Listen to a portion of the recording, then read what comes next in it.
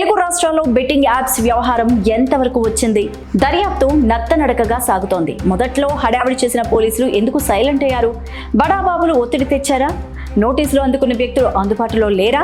తాజాగా ఐపీఎస్ అధికారి సజ్జనార్ కామెంట్స్ దుమారాన్ని రేపుతున్నాయి. అయిన వాళ్లను వదిలి హఠాత్తుగా వెళ్లిపోవాలనే ఆలోచన మంచిదా అంటూ ప్రశ్నిస్తున్నారు. అరచేతిలో టెక్నాలజీ వచ్చాక రకరకాల యాప్స్ పుట్టుకొచ్చాయి. ప్రతిదానికి నెగటివ్, పాజిటివ్ ఉంటుంది. స్మార్ట్ ఫోన్ అరచేతిలోకి వచ్చాక లాభాల కంటే నష్టాలే ఎక్కువగా కనిపిస్తున్నాయి. వీటికి ఎడిక్ట్ అయ్యి రకరకాల వ్యసనాలకు అలవాటు పడుతున్నారు యువత. ఈ ఉచ్చు నుండి బయటపడలేక అటు తల్లిదండ్రులకు అసలు విషయం చెప్పుకోలేక అర్ధాంతరంగా తనువు చాలిస్తున్నారు. ఈ లోకాన్ని విడిచి వెళ్లిపోతున్నారు. బెట్టింగ్ యాప్స్ ద్వారా యూత్ ని టార్గెట్ చేశాయి కొన్ని కంపెనీస్.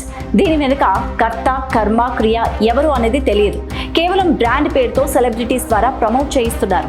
నిజమేనని నమ్మి యువత దీని ఉచ్చులో పడిపోతున్నారు. అప్పులు చేసిన డబ్బులు పోగొట్టుకున్న సందర్భాలు కూడా ఎన్నోనే ఉన్నాయి.